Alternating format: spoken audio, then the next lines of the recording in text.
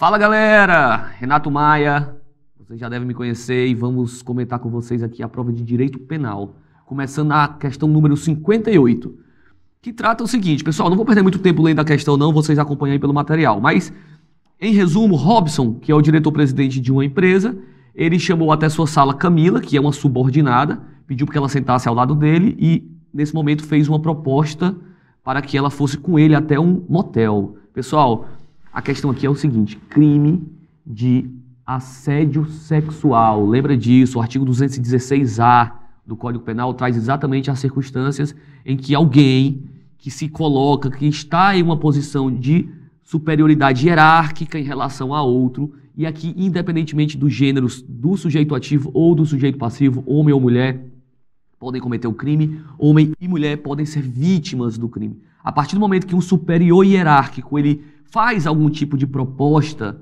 de cunho sexual e isso traz de alguma forma um constrangimento, e é exatamente esse o verbo do núcleo do artigo 216-A, constranger a vítima. Se existe essa relação hierárquica entre o sujeito ativo e o sujeito passivo, e se a vítima de fato se sente constrangida, o crime de assédio sexual ele está consumado. Lembra disso, o crime ele é formal. Pessoal, o crime material, ele exige para a consumação do delito a obtenção do resultado descrito no tipo penal. No crime formal, não. Basta que o agente realize a conduta de constranger a vítima. Se ele conseguir ou não o seu intento, ou seja, se ele obter ou não obter alguma vantagem ou favorecimento sexual, isso aí é mero exaurimento do crime, ou seja, o juiz apenas vai considerar no momento da dosimetria, no momento do cálculo da pena. Portanto, item correto, opção correta, letra B, assédio sexual consumado, uma vez que o delito é formal, ocorrendo a sua consumação independentemente da obtenção da vantagem sexual pretendida. Crime formal, realizou a conduta, obteve ou não obteve o resultado, não importa. Crime consumado. Pessoal, letra B, questãozinha fácil, simples, direta, que a gente tratou com vocês em sala de aula durante todos esses semestres. Vamos para 59, André primário e Fábio reincidente. O que eles fizeram juntos em concurso de pessoas? Latrocínio consumado. Pessoal, foram julgados e condenados. No momento do cumprimento da pena, a questão aqui ela versa com as circunstâncias da progressão de regime. No momento do cumprimento de pena, a obtenção do prazo necessário para a progressão do regime fechado para o semiaberto e do semiaberto para o aberto vai depender, obviamente, de tempo de pena cumprida. É o que a gente chama de requisito objetivo da progressão de regime. Requisito objetivo, tempo de pena. Requisito subjetivo, o bom comportamento carcerário. Dentre outras coisas, obviamente. Pessoal, entendam, a progressão de regime ela vai variar de acordo com o tipo de crime cometido. Crime comum, crime hediondo ou equiparado, tráfico de drogas, tortura e terrorismo. Os crimes hediondos, todos aqueles que estão descritos lá no artigo 1º da Lei 8.072 de 90. Se o crime é comum, se o agente condenado ele era primário ou reincidente no momento, na data da realização da conduta criminosa e também se o crime é cometido com violência ou grave ameaça contra a pessoa. Pessoal, são esses três fatores, crime comum, hediondo ou equiparado, violência ou grave ameaça, crime cometido, e se o agente ele é primário ou reincidente. Essas três variáveis vão fazer com que o prazo para a progressão de regime de André e de Fábio sejam prazos distintos, exatamente porque André é primário e Fábio reincidente. Portanto, gabarito correto, letra C, é assegurada a progressão de regime aos crimes hediondos? Sim, mas a fração de progressão varia para cada indivíduo, ainda que ambos sejam condenados pelo mesmo fato. Os dois, em concurso, cometeram o crime de latrocínio. O fato é que André é primário, Fábio reincidente. Nesse caso, a progressão de regime para Fábio reincidente, ela vai demorar um pouco mais do que em relação ao André. E aí, pessoal, se vocês estão na dúvida, basta conferir o artigo 117 da Lei de Execuções Penais, a famosa LEP. Tudo que fala sobre prazo para a progressão de regime e essas circunstâncias está descrito lá no artigo 117. Portanto, mais uma vez, gabarito correto, letra C. Próxima questão, pessoal. Tainá, legalmente autorizada a pilotar barcos, foi realizar um passeio de veleiro com sua amiga Raquel. O que aconteceu? Chuva, tempestade, o barco virou e as duas se encontraram à deriva no oceano, ou no mar, ou no rio, tanto faz. O fato é que as duas nadaram e encontraram um tronco de árvore para se segurar nesse tronco. Porém, a questão narra que esse pedaço de pau, esse pedaço de madeira, ele não era tão grande, tão volumoso e, portanto, ele não aguentavam o peso de 2 pessoas adultas. Exatamente por isso, Raquel se segurou no tronco, enquanto que Tainá veio a morrer afogada. A questão pergunta se Raquel vai ou não responder por algum crime. Pessoal, olha só. Caso clássico, exemplo, pessoal, de manual, que a gente fala em sala de aula sempre sobre o estado de necessidade. Estado de necessidade é uma das 4 excludentes legais da ilicitude. O artigo 23, 24, 25 do Código Penal descreve essa circunstância. A legítima defesa, o estado de necessidade, o exercício regular de um direito e o estrito cumprimento de um dever legal. São as 4 hipóteses de excludentes da ilicitude previstos no Código Penal brasileiro. Fica atento, não é estado de necessidade, você vai atacar um bem jurídico tutelado para salvaguardar, para proteger outro bem jurídico tutelado, seu ou de terceiros. Ou seja, nesse caso eu tenho 2 bens jurídicos que são protegidos pela lei.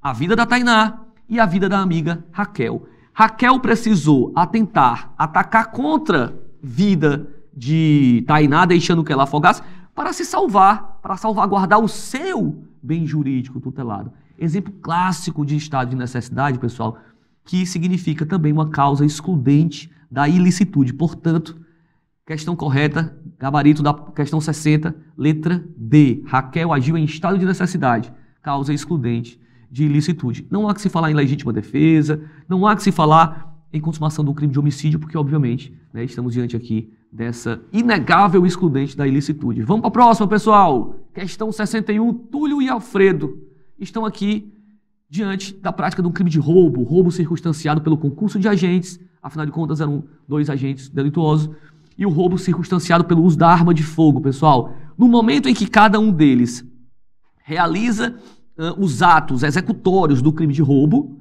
Túlio vai com a moça, vítima do crime, a Fernanda, que era uma vendedora da loja, e leva ela para um banheiro da loja e lá mantém conjunção carnal, ou seja, relação sexual com violência ou grave ameaça contra a vítima Fernanda. Crime, pessoal, artigo 213 do Código Penal, o famoso estupro.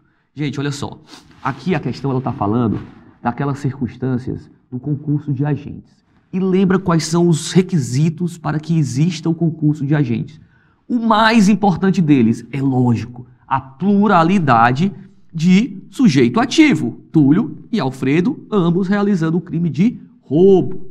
Segundo requisito absolutamente indispensável no concurso de agentes é o chamado liame subjetivo, ou seja, os 2 agentes eles têm que estar de comum acordo, concordarem em praticar um crime. Túlio e Alfredo concordaram e programaram a prática de um crime de roubo, circunstanciado pelo concurso de agente, circunstanciado pela utilização da arma de fogo. Mas, em momento algum, foi conversado ou combinado, pelo menos a questão não nos mostra isso, que é o que importa, que entre eles estava acordado a prática de um crime de estupro contra a vítima Fernanda. O agente delituoso que foi com ela até o banheiro e realizou o crime de estupro, obviamente, vai ser responsabilizado por essa conduta. Mas o outro indivíduo que ficou lá dentro da loja praticando o crime para o qual ambos concordaram em praticar, obviamente ele não pode responder pelo crime de estupro também. Então, quando a gente vem aqui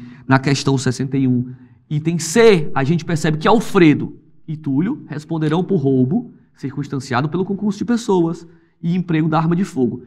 E somente Túlio vai responder pelo crime de estupro em concurso material, ou seja, 2 condutas distintas, o roubo e o estupro, 2 resultados distintos, roubo e estupro. Portanto, ele vai ser condenado por um, vai ser condenado pelo outro, e no final o juiz soma as penas de acordo com as regras do artigo 70 e 71 do Código Penal. Gabarito correto, pessoal? Opção item C. Vamos em frente. Questão 62. Trata de um assunto, pessoal, que sempre está lá. Sempre cai na OAB. A gente precisa entender como tratar as regras da Lei 11.343 de 2006, a famosa Lei de Drogas. Policiais militares em patrulhamento de rotina passaram por 2 cidadãos e flagraram Elias, reincidente específico no crime de tráfico ilícito de entorpecente, vendendo cocaína. O usuário, pessoal, pelo que a questão narrou, se desfez da droga que acabara de comprar para consumo pessoal, certo? E fugiu. Mas a polícia, ao fazer a busca e apreensão pessoal nos vendedores da droga, encontraram mais 119 pinos de material branco, purpurento, ou seja, mais 119 trouxinhas de cocaína. E, obviamente, prenderam ele aí pelo crime de tráfico de drogas. Qual que é a questão? A questão diz o seguinte, olha só. Diante de tal situação, após cumprir todos os trâmites legais, o MP denunciou Elias pela prática de crime de tráfico ilícito de entorpecente 2 vezes. Por quê? Pela modalidade vender e a modalidade trazer consigo em concurso material de crimes. Percebam. O agente, para vender droga, ele precisa trazer a droga com ele no bolso. O artigo 33 da Lei 11.343, ele vai descrever quais são as condutas de tráfico de drogas. E são 18 verbos, pessoal. Trazer consigo, vender, oferecer, comprar, importar, exportar, ter em depósito, são várias as hipóteses. Aqui, pessoal, a gente chama de um tipo misto alternativo, ou seja, o tipo penal, o artigo de lei, ele vai trazer várias expressões distintas, várias modalidades distintas para que o agente venha praticar o crime. Vender, tráfico. Trazer consigo, tráfico. Ter em depósito, tráfico. A pergunta é, e se o agente cometer mais de uma conduta, ou seja, realizar mais de um dos verbos descritos no caput do artigo 33? Ele pratica apenas um crime único, ou ele vai responder por cada uma dessas condutas isoladamente? Pessoal, fica atento. Tipo misto alternativo, várias condutas descritas, crime único. O agente que compra, guarda em depósito, traz consigo e depois vende droga, não comete 4 crimes de tráfico de droga. Comete apenas um e basta que você realize qualquer uma das condutas descritas no caput do artigo 33, que obviamente vai estar consumado o crime de tráfico de drogas. Portanto, questão 62, gabarito correto, letra A. O Ministério Público agiu de forma incorreta, tendo em vista que a norma do artigo 33 é de ação múltipla, devendo Elias responder pela prática de um único crime de tráfico ilícito de entorpecentes. Como eu falei para vocês, tipo misto alternativo. Vamos para a próxima, pessoal. Última questão, número 63. Américo é torcedor fanático de um grande clube brasileiro.